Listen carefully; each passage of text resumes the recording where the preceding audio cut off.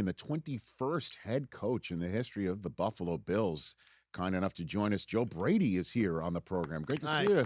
How are you, Coach Brady? What's going on? Not much. I appreciate you guys. Excited. What's going on in your brain these days, man? What's going on? I wish I could describe to you what's going on in here, but Right. it's everything I've ever wanted right now in the place that I wanted to be. So there's zero complaints. Yeah, I mean, perma-smile, huh? Pretty much. Everything. Pretty much. And what was that moment like for you at that press conference, Joe? Yeah, it's one of those things, right? You think you have an idea what that's going to look like, and you have whether you have a speech prepared or, and then when you get up there and it kind of all hits you, right? I'm so fortunate for the opportunities that I've had in the places that I've been, and the unique element of this place is I've worked here. So I know how important the people are, and I know the city, and so it really, I mean, we had a staff meeting right before, and I got just as emotional talking about Buffalo. And then I go up there, and I'm like, okay, you know what? Maybe I got it out of the way, and get up there again, and I think about Buffalo, and it gets me again. And so, it was obviously an incredible day yesterday. I'm extremely grateful for the opportunity. But I'm so grateful for where I get to do it. Yeah, I bet for sure. And before we get to the here and now and the immediate future, I kind of want to rewind here a little bit. So, did Sean Payton give you your first start in the National Football League? Right, He with the did. Saints, Yes. Joe, and what he just found. Who connected you with Sean Payton? So he's actually the offensive line coach now in New Orleans. He was a coaching assistant, Brendan Nugent, and Mhm. he was getting promoted to the assistant O line coach. And I was a graduate assistant in at Penn State, and Nugent actually was one of my coaches quickly at William and Mary. Right. And so I remember I interviewed down. It was 2017, Valentine's Day, 2017. And next thing you know, I was got an opportunity to get, like I always talk about. I got my master's at Penn State, but I got my doctorate. I don't actually have a doctorate, but I got my doctorate in New Orleans, and getting to work for him and completely changed my career. Well, I mean, obviously, getting an opportunity there is one thing. What did you pick up from Sean Payton that you think you might bring to the sideline here in Buffalo? You don't have enough time right now. Look, I got an opportunity. What's so unique about Coach Payton, and I got an opportunity to see how he ran his organization, how he sat in like a lot of times you work for a head coach, and I hope I'm not this way where, hey, I come up with ideas and then I just pass it to the quality control coach. They draw it, but they have no idea maybe why we're doing what we're doing. Like I got to sit there. Don't get me wrong. I probably lost years out of my life for the amount of hours that you spend there, but um, it was so unique and so such an experience to see one of the game's greatest minds, how he comes up with things. And I'm literally watching his mind work and understand what he thinks and how he thought and how he attacked not just weaknesses, but finding ways to get your strengths against their weaknesses. And then just you take it from an X's and O standpoint, and then you bring it to the locker room and in these meetings. And he's obviously learned so much from his, Coach Parcells, but just has such a great pulse on the locker room and the team and like what they needed. And look, I was only able to have, don't get me wrong, I had incredible football players at LSU, but I was able to go in there feeling confident that I can, install an offense and call a game because I saw kind of Coach Payton and learned how he kind of did everything. Did you really have outstanding players at LSU? Because I'm just looking here and seeing Burrow, Justin Jefferson, and Jamar Chase just for three. Yeah, I no, it mean, was just coaching. I guess you just rolled the footballs out, right? But Yeah, yeah. what was that like, man? What was with Uh, Coach O? That must have been something else to be where you were. 60 touchdowns, Burrow, pointing to his ring finger.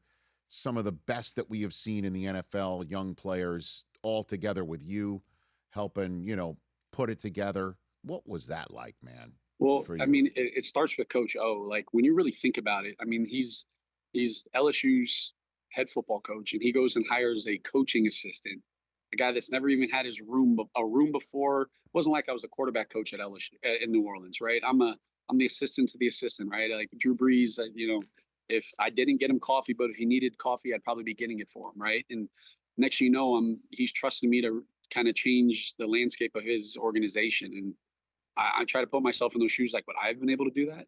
Like, would I do that right now? Right. That speaks to the volume and kind of who he was, and he was consistent with it all the way. He literally said, "Hey, this is you. You kind of do what you got to do, man. I trust you with it." And I was able to do it with Steve Ensminger out there. And I knew early on, like all of those guys were there the year before, and but they bought into everything that and Burrow kind of he obviously ran the ship there. But once you got a feel of kind of who they were, and they tasted a little bit of success and felt the newness and the energy, I could have called anything and they would have made it work. Anything, and blamed it on Coach O because no one could understand him, right? Like, were there ever times when you were just like, "Come on, say that again, Coach," because you couldn't understand a word he was saying? Joe, Full, that ever happened? you want me to be honest, Please. when Coach, I got a text from Coach O, was like, "Hey, I'd love to talk to you about an opportunity down here." And I remember Googling how many, like, what's the polite and correct way to ask what on a consistent basis, because I was really nervous of it. I watched a couple of his press conferences, but then once you're around Coach O, man, exactly what he means. He says what's on his mind, but I was really concerned about that because I mean he's Louisiana, and this is me living in New Orleans. Yeah. But Yeah. look, I have so much love for Coach O and who he is, and that's who. But I still don't know what that answer is. Fortunately, I was able to pick up a couple of his words, but it's the truth.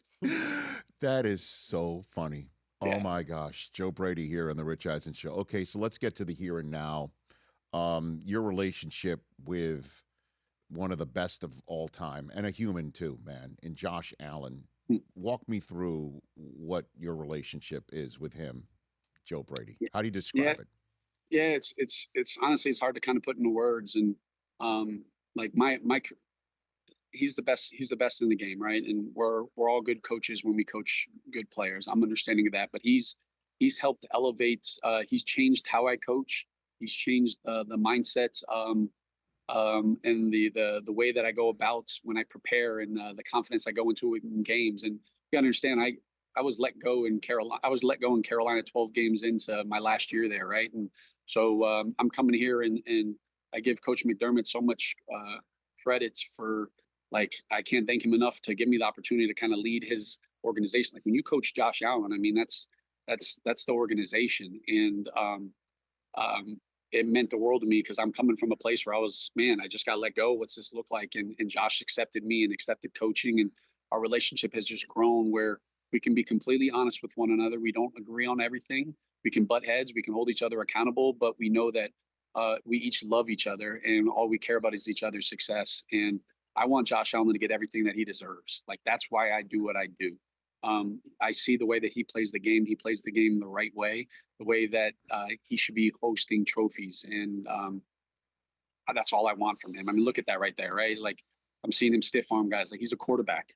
And it drives me crazy every single time he takes a hit or he does a stiff arm, but it is who he is. And I love that man. And I just want him to have all the success. And I just hope that I can just do everything I can to get him everything he deserves. Now, listen, McDermott's awesome, and I understand when I just went through this with Jesse Minter yesterday when I chatted with him that when any questions how you're going to do it differently might put you in a position where you sound like you're denigrating your predecessor, which you don't. Right.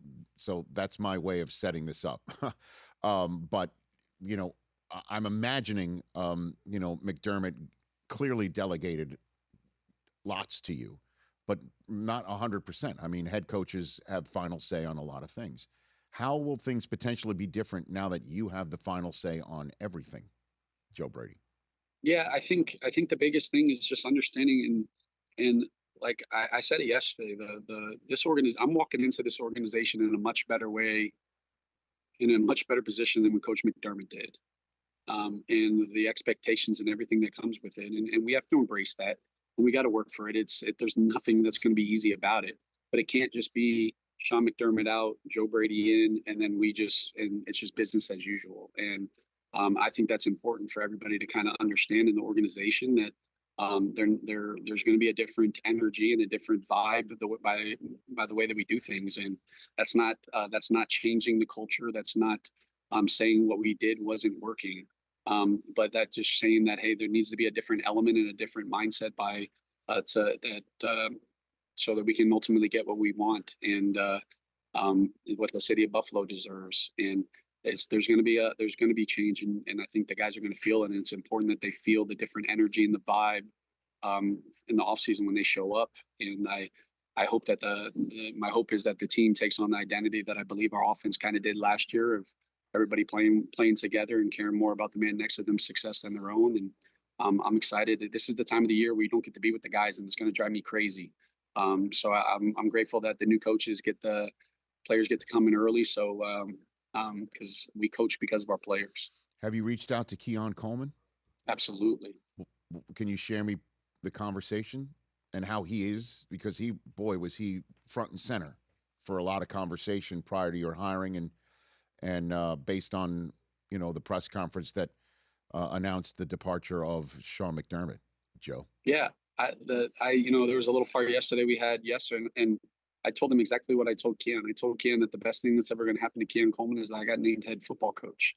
And the same guy that stood on a table and wanted Keon Coleman is the same guy that's going to be doing everything he can to continue to get Keon Coleman to reach the level that we know he can. And he's going to be a Buffalo Bill. And look, obviously there's elements of conversations from a couple weeks ago, but just like people talk about like, hey, what's the change in vision? I just kind of talked about the direction that we're going. And with Keon Coleman, I have all the faith in him, and he has all the talent. And when he continues the only thing that got in the way this year was some elements off the field, and he learned from them. And it's going to be, I'm really excited for him to kind of get rolling with him again and getting in the chemistry again with Josh. But he has all the talent and everything that we drafted him to be. I believe he can still be. And the fact that I'm the head football coach, I think is the best thing for him. And why is that? Like what put a little more meat on that bone, if you don't mind. Yeah, I think the biggest thing is like, I'm not going to let Keon Coleman fail. And I know he's gone through some things, and as the head football coach, making sure that I have a system in place, and understanding, some of the things that have gone on with him. And but he's an extremely talented player, and all I want is for him to be successful. And you see the big playability and the opportunities that he's had. And him not playing, or him not being on the field, was not because of his play.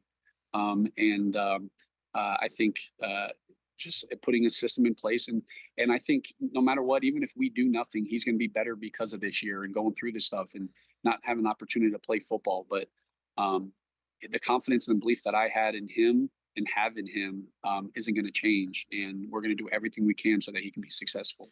So, and one other aspect of that press conference, Joe Brady, that stood out was the owner, Terry Pegula's clear disappointment in results. And obviously, it's a result-oriented business. Yep. And what the results need to be in order for this to be considered a step forward. How do you handle that? How do you absorb that and also send it out as a message to your group?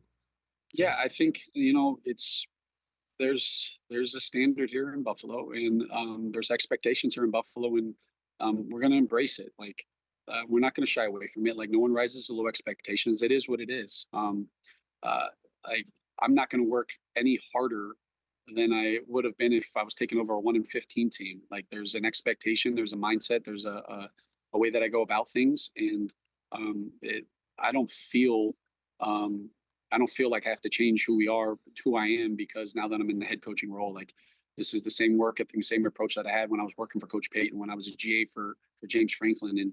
And I believe in my ability to lead and put a team together. And we're not going to focus on the end result. We're just going to have the competitive stamina to just keep going and every single day. And I think the results will take care of themselves. So I would be remiss before I let you go, Joe Brady. When you were in Carolina, you mentioned 2021, and you were let go in the middle of that season. Sam Darnold was there, and look who's in the Super Bowl and Super Bowl 60. What's your opinion of Sam's ascension and where he is right now as we're talking, Joe? I couldn't be happier for him. It was such a unique situation for him going from the New York Jets and then his experience there, and then going to Carolina, and he kind of walked into the exact same situation. And I remember we started 3-0, and he was, you can tell it was a different look on his face, like hadn't been used to that. And but he has all the talent in the world, and getting in an going in some of these organizations that has so much belief in him and allow him to just be Sam Darnold. And look, man, I have nothing but love for him. I'm so excited for him. He deserves all of this.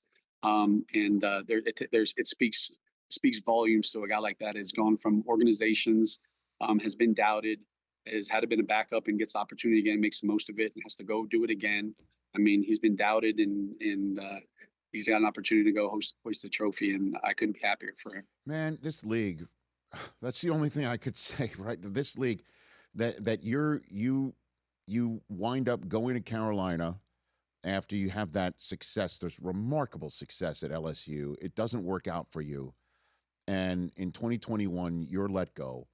Darnold has one more year to go in Carolina. And here we are, January, 30th, 2026. He's the representative for the NFC champions going to the Super Bowl. And you're the 21st head coach of the Buffalo Bills. And probably neither of you would have believed it if either of us walked up to you and said, don't worry, man, Joe, you're let go here. You're going to be the Bills coach in 5 years. And Right. Sam, get it. You might feel like this isn't working out right now. You're going to go to the Super Bowl in 5 years.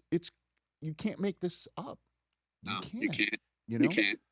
You can't. And I think that's why you don't think about, you just be where your feet are.